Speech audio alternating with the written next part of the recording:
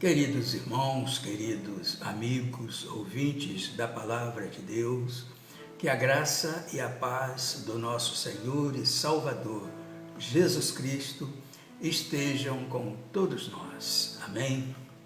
Irmãos, hoje estaremos fazendo uma abordagem nos 7 verbos da salvação para explorar as diferentes dimensões da obra de Cristo e da experiência cristã.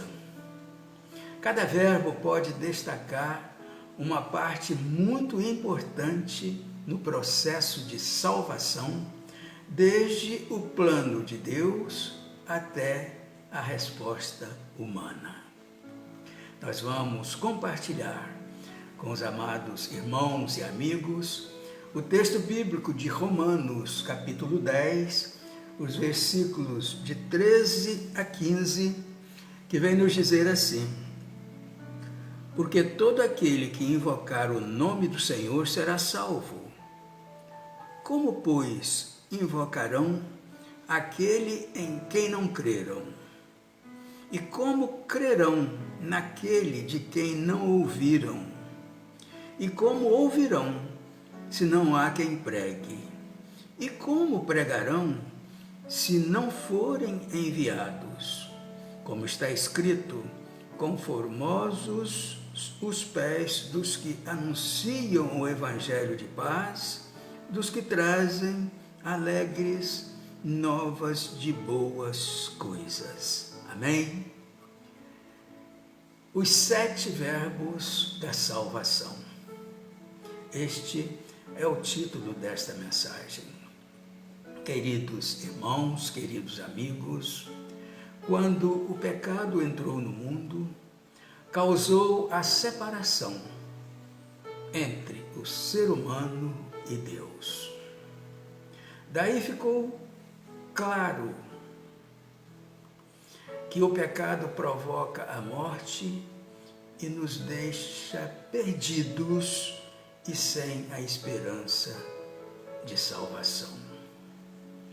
Mas Deus, pelo seu grande amor pela humanidade, apresentou o plano de salvação, enviando seu único Filho, Jesus, ao mundo para ser crucificado e morto por conta dos nossos pecados. E hoje, meus irmãos, todo aquele que crê e aceita Jesus como seu Senhor e Salvador, recebe a vida eterna. Irmãos, o texto bíblico apresentado nos mostra claramente o passo a passo no processo de salvação. O primeiro passo: alguém é enviado com o Evangelho. O segundo passo: o Evangelho é pregado.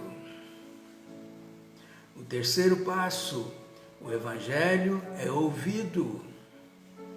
O quarto passo: as pessoas acreditam no Evangelho. E o quinto passo: as pessoas clamam a Cristo pela salvação. Portanto, perguntamos: qual o maior objetivo da vida? Olha, meus irmãos, nada é mais importante do que a salvação, ou seja, a vida eterna com Deus. Nós vamos focar nos 7 verbos-chave desta mensagem, onde estaremos explicando a importância de cada verbo no processo de salvação. O primeiro verbo: amar. Em João capítulo 3, versículo 16, vem nos dizer o seguinte: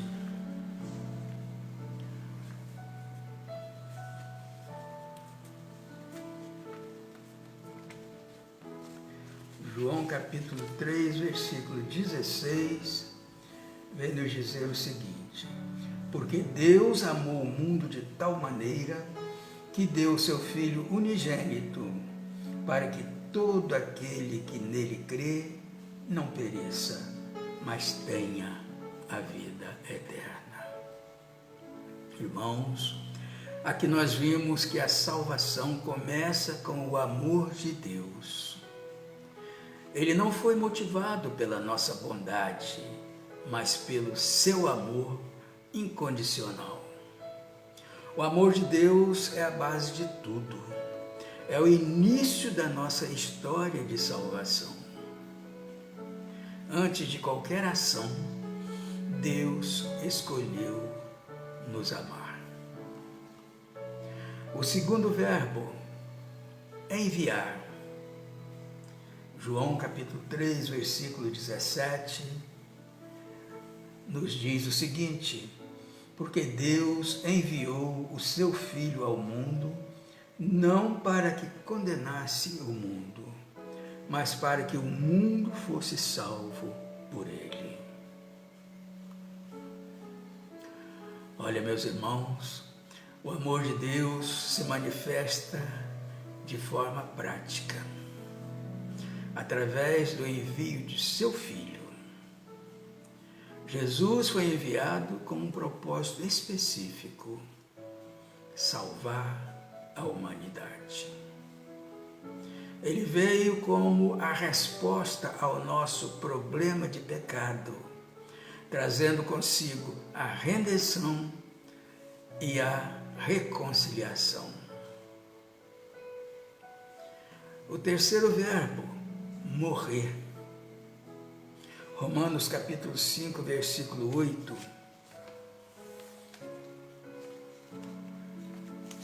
Nos diz assim. Romanos capítulo 5, versículo 8. Nos diz assim: mas Deus prova o seu amor para conosco, em que Cristo morreu por nós, sendo nós ainda pecadores. Irmãos, o ponto culminante da missão de Jesus foi a sua morte na cruz. Ele tomou sobre si todo o castigo que merecíamos. A morte de Cristo é a essência da expiação, sem a qual não haveria perdão de pecados. A cruz revela a profundidade do amor e da justiça de Deus. O quarto verbo, ressuscitar. Em 1 Coríntios capítulo 15, 1 Coríntios capítulo 15, versículos 3 e 4, vem nos dizer o seguinte: que Cristo morreu por nós, que Cristo morreu por nossos pecados, segundo as Escrituras, e que foi sepultado e que ressuscitou ao terceiro dia, como diz a palavra de Deus. Irmãos, a ressurreição de Jesus é a vitória final sobre a morte e o pecado. Sem a ressurreição, a cruz teria sido apenas uma tragédia, mas porque ele ressuscitou, somos agora livres da condenação e temos a esperança da vida eterna. O quinto verbo, crer. Em Atos capítulo 16, versículo 31, vem nos dizer o seguinte: crê no Senhor Jesus Cristo e serás salvo, tu e a tua casa. Vimos aqui nesta passagem bíblica, meus irmãos, que o verbo crer é o ponto de encontro entre a obra de Deus e a nossa resposta. A salvação é pela fé em Cristo Jesus, não pelas nossas obras. crer em Jesus e aceitá-lo como Senhor e Salvador é confiar plenamente no que Ele fez por nós. O sexto verbo, confessar. Em Romanos capítulo 10, versículo 9. Romanos capítulo 10, versículo 9. Vem nos dizer assim: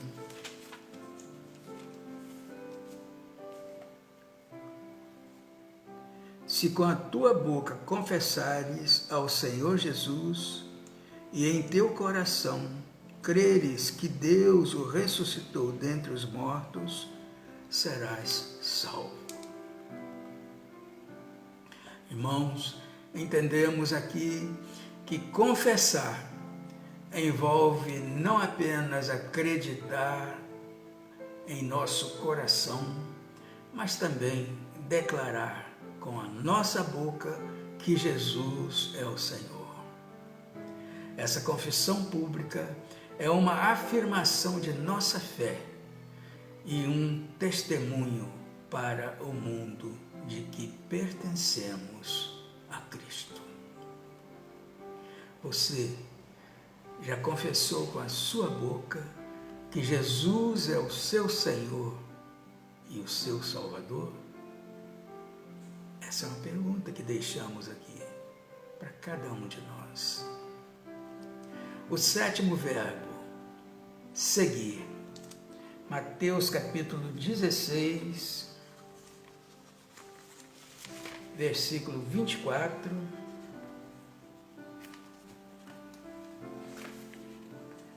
Vem nos dizer o seguinte: se alguém quiser vir após mim, renuncie-se a si mesmo, tome sobre si a sua cruz e siga-me. Portanto, queridos irmãos, queridos amigos, a salvação não termina no momento em que cremos e confessamos. Ela nos chama a seguir a Cristo diariamente. Seguir Jesus significa viver uma vida de obediência, de transformação e de santificação, sendo guiados pelo Espírito Santo. Meus irmãos, meus amigos, a salvação é um processo iniciado por Deus que envolve o nosso crer e o nosso confessar, mas que também nos chama a um relacionamento contínuo e crescente com Ele. Ao amar, ao enviar, ao morrer e ressuscitar, Deus fez tudo o que era necessário para a nossa salvação. Cabe a nós agora crer, confessar e segui-lo todos os dias. Irmãos, esta mensagem pode ser uma maneira eficaz de ajudar a igreja a entender melhor o plano de salvação e como responder a Deus com a nossa fé e obediência. Portanto, meu irmão, meu amigo, avance rumo à sua salvação, mas nunca se esqueça de quem está ao seu redor. Após estar salvo, se empenhe para levar essa salvação a todos os que Deus colocar no seu caminho e ganhe mais almas para o reino de Deus. Mas preste muita atenção, meus irmãos, e observem bem, pois a trajetória rumo à salvação é cheia de desafios e armadilhas. Não podemos andar de forma desatenta e descompromissada, mas dedicados totalmente e sempre orando e vigiando. Amém? E que Deus assim nos abençoe.